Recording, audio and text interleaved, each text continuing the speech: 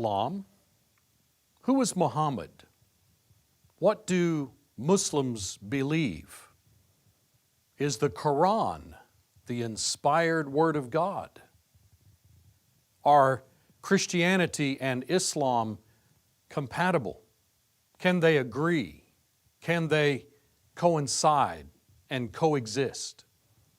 These are some of the questions that we will explore in this seminar. But let's begin by talking for just a moment about the worldwide impact of Islam. You realize that Islam is expanding and impacting the world. And it might surprise you to learn that the largest Muslim populations on the planet are not in the Middle East.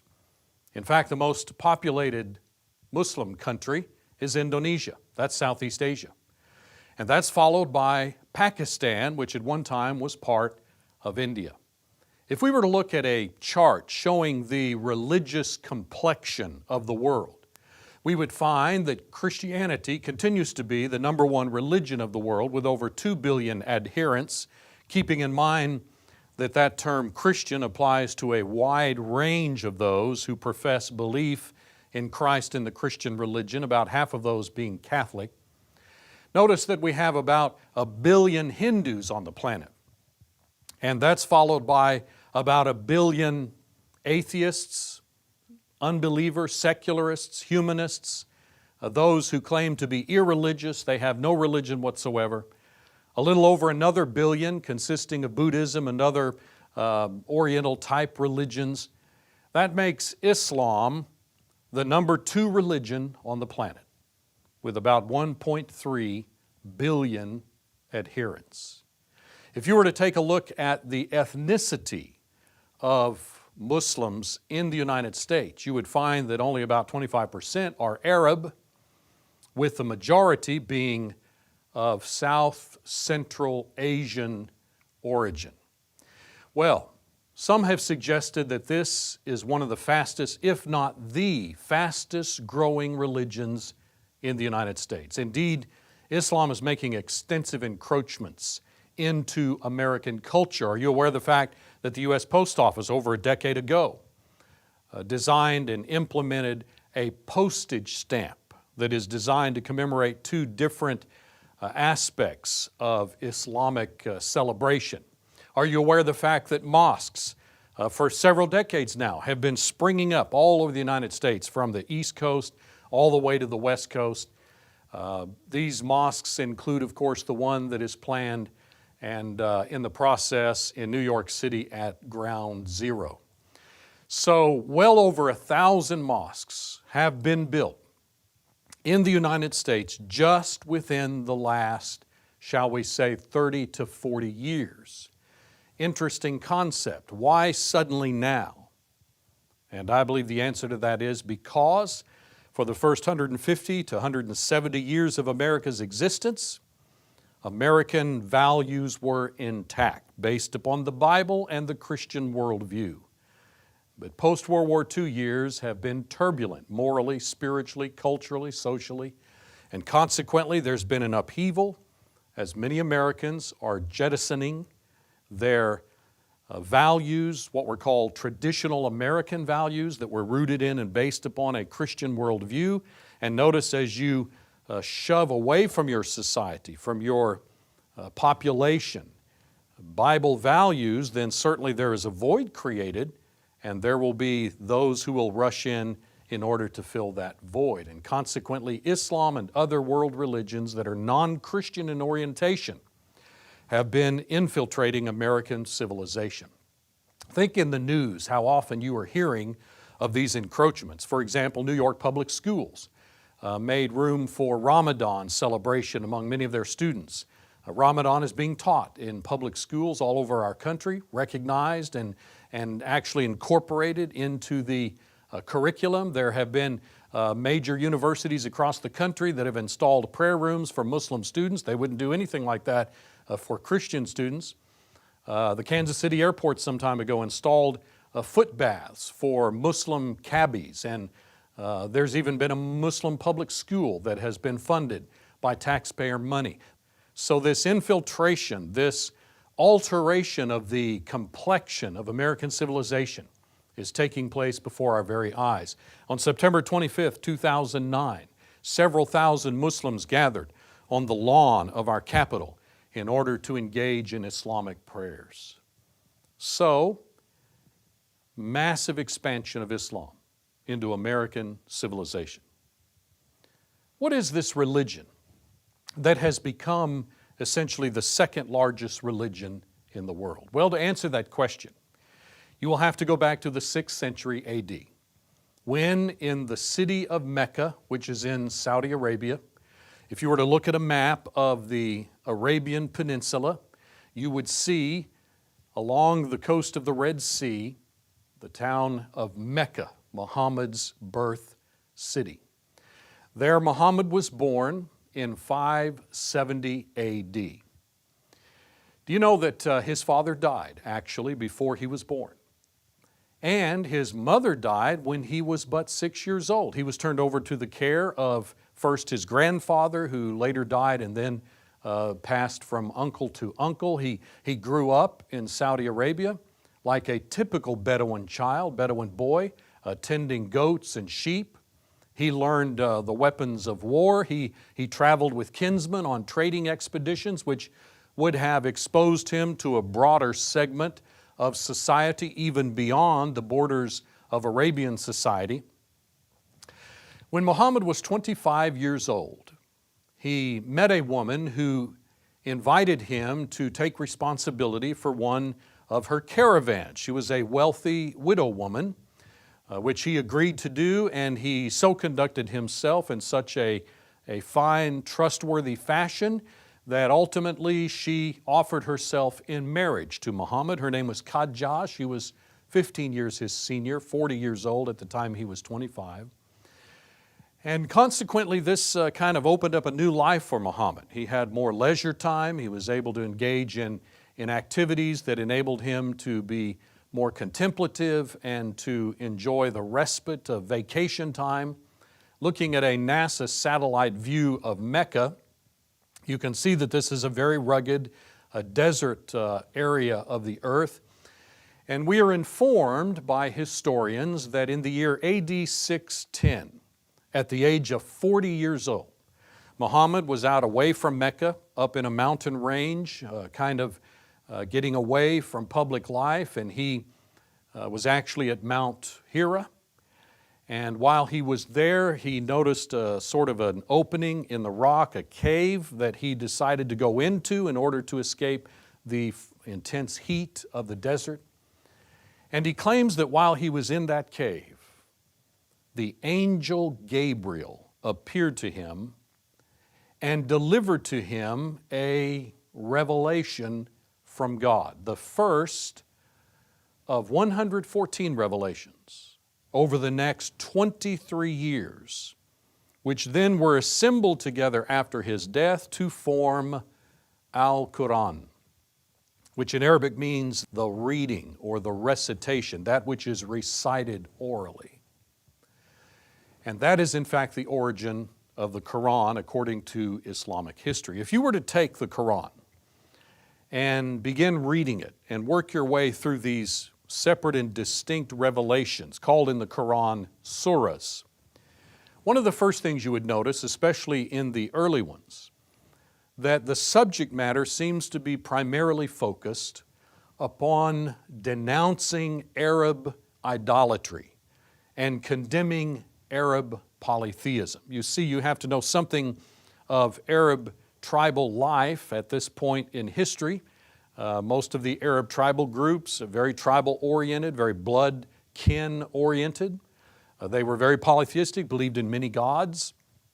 Consequently, the Quran stressed the concept of monotheism and condemned the belief in many gods. Well, as soon as Muhammad began to express those views to his fellow Meccans, I assure you, hostilities commenced. You see, his hometown tribal group, of which he was a member, known as the Quraysh, were known peninsula-wide as the keepers of the Kaaba. What is the Kaaba? If you were to go to Mecca today, you would see this amazing cube-like structure that Muslims claim, though it existed at the very beginning of time, built by Adam, was later destroyed in the flood, and then they believe that God commissioned Abraham and his son Ishmael to rebuild the Kaaba together. And then God ordered pilgrimage to be made to Mecca and to that location, a minimum of annually, by those who believed in Islam. But Muslims believe that since Abraham's day, over the centuries, the Kaaba became corrupted in its use and began to be used for idolatrous purposes. In fact, there were idols that were literally placed there.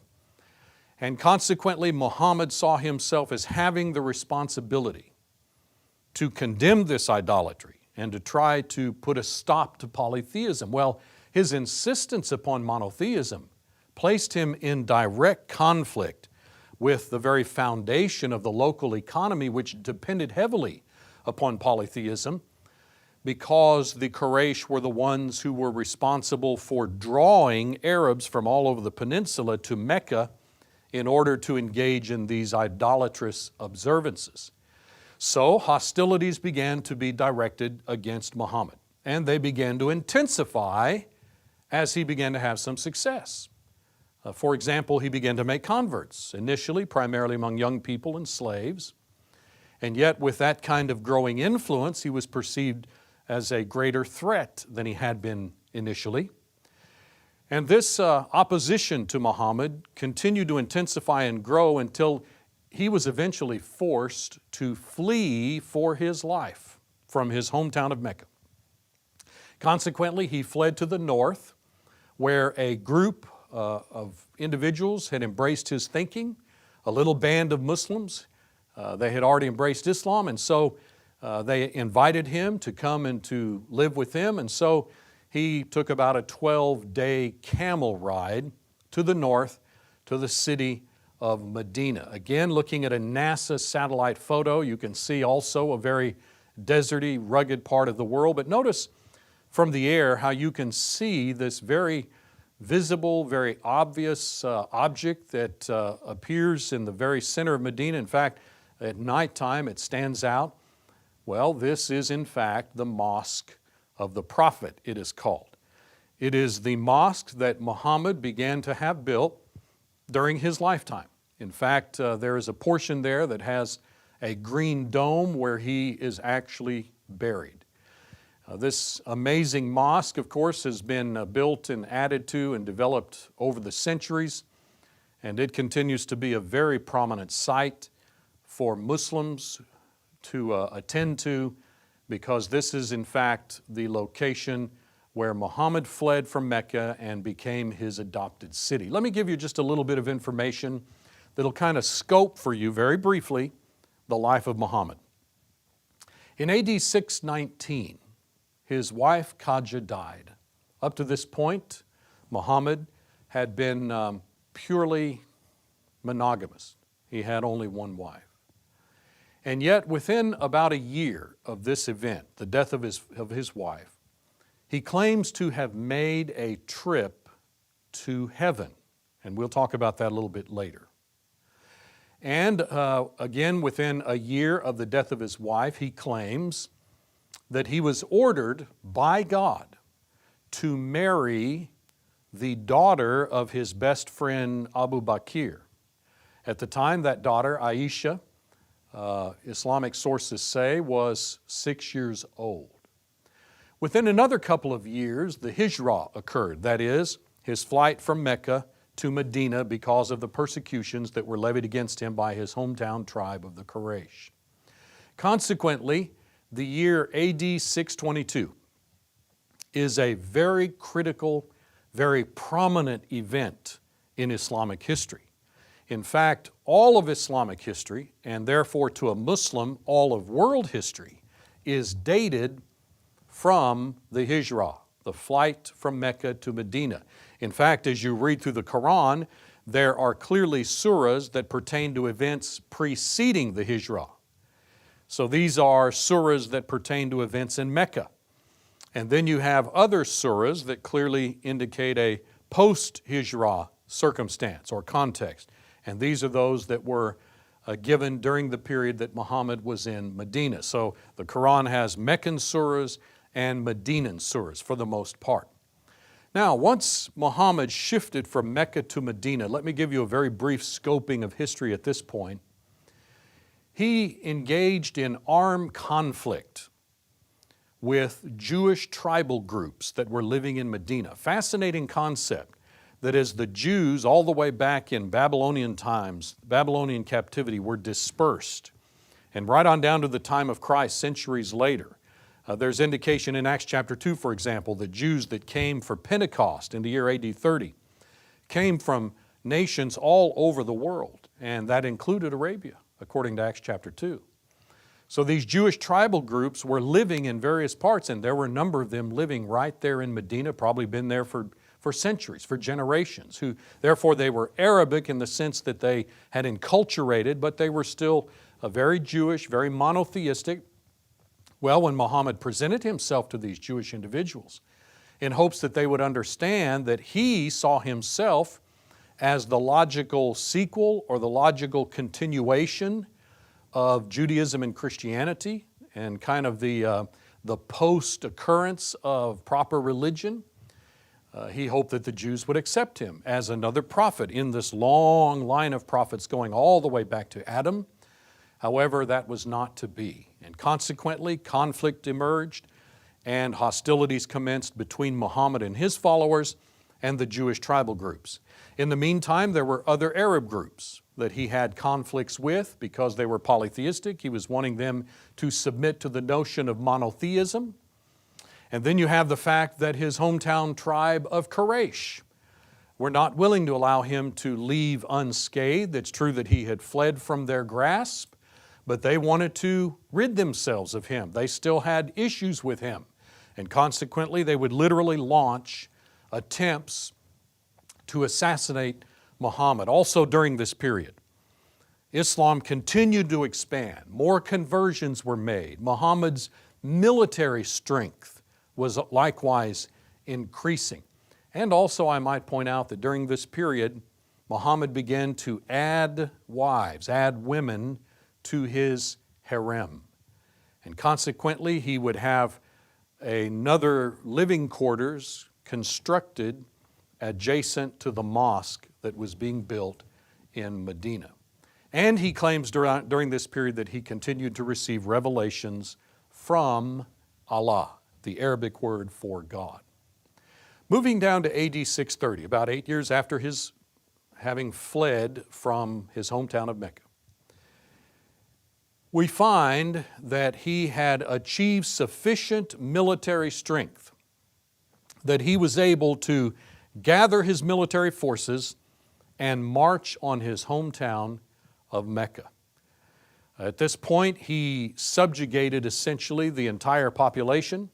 He purged the Kaaba of all of its polytheism and engaged in some other actions, but for all practical purposes brought in under submission, which by the way is the meaning of the word Islam, submission. Notice the form of the same word, Islam, Muslim.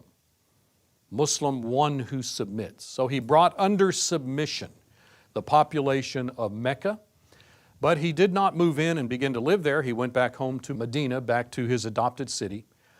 Within 2 years of his bringing Mecca under control, he returned for another pilgrimage that turned out to be the farewell, the final pilgrimage trip to Mecca. That was AD 632. And later that year, June 8th, at the age of 62, Muhammad died of what is essentially an unknown illness. Now that is a very brief recapping of the life of Muhammad to help us to be somewhat acquainted with this individual that has occupied so much attention over the last 14 or 1500 years. Now let me give you a very brief thumbnail sketch of Islam as it has manifested itself since the death of Muhammad. Remember now, Muhammad claimed to be a prophet of God. And therefore he claims, and Muslims claim, that he was the quintessential prophet of God. He was the ultimate and final prophet of God.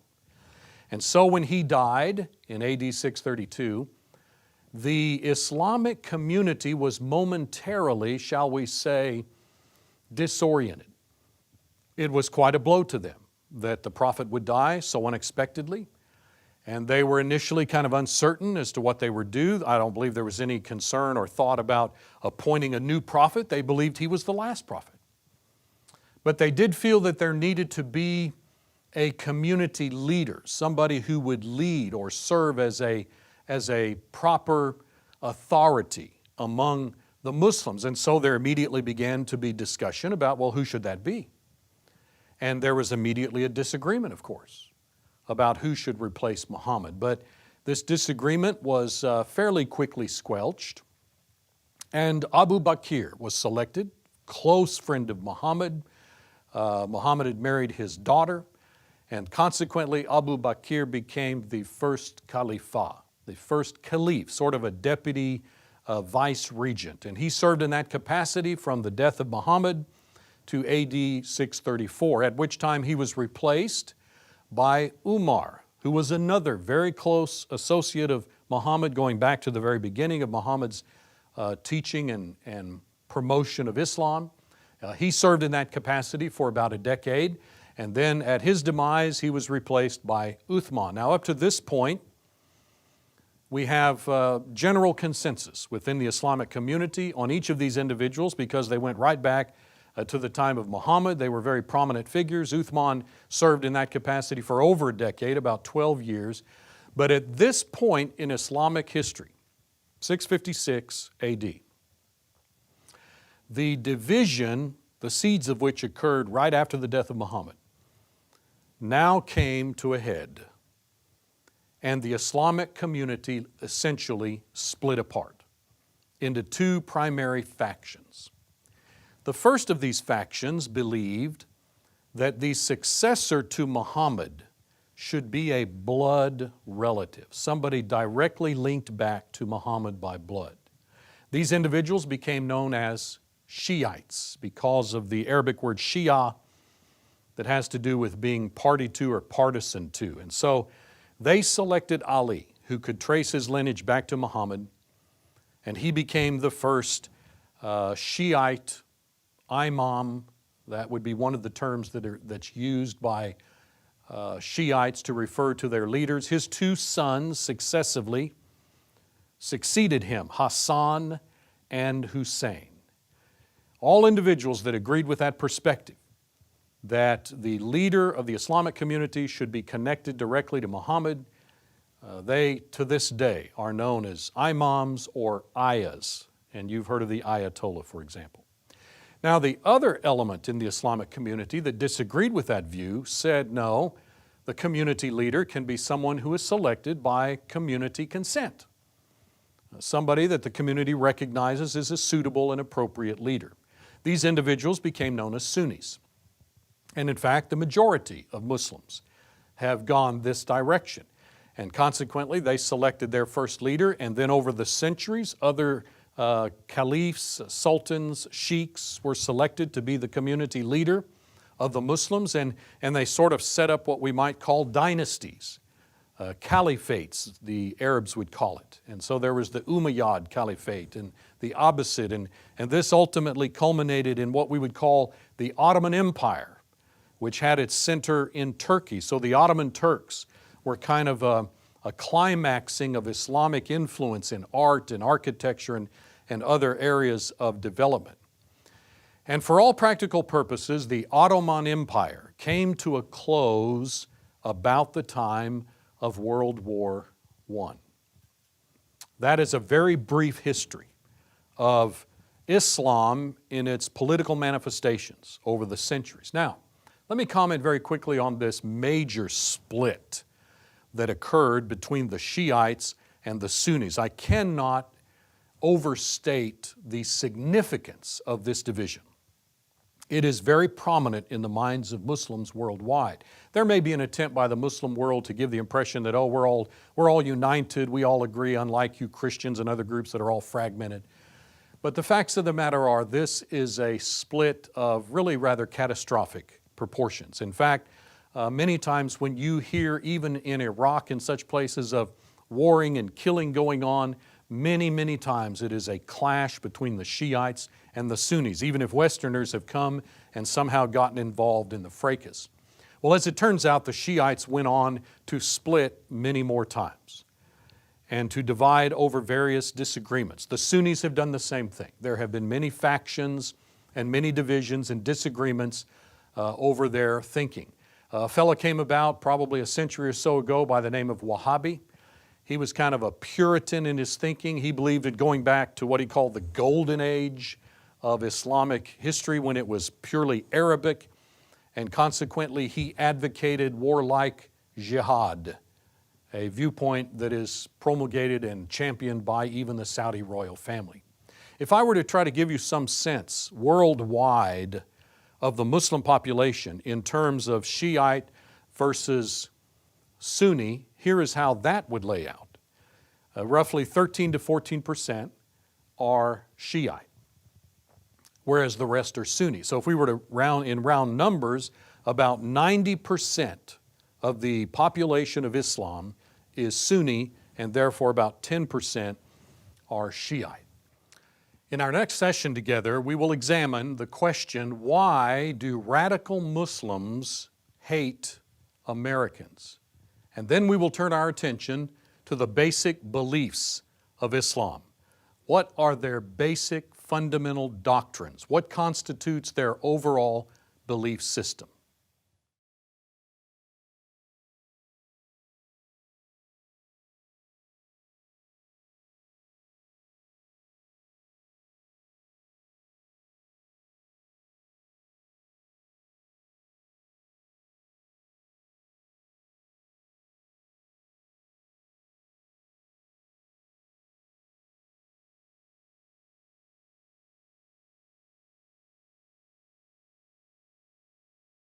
If you appreciate this seminar on Islam and the Quran, you will want to read the book on which it was based, The Quran Unveiled. This volume gives a great deal of additional information not included in the DVD seminar. Also available are study guides that supplement your viewing of the DVD. The study guides, the book, as well as additional copies of the DVD may all be purchased at apologeticspress.org or by calling toll-free 800-234-8558.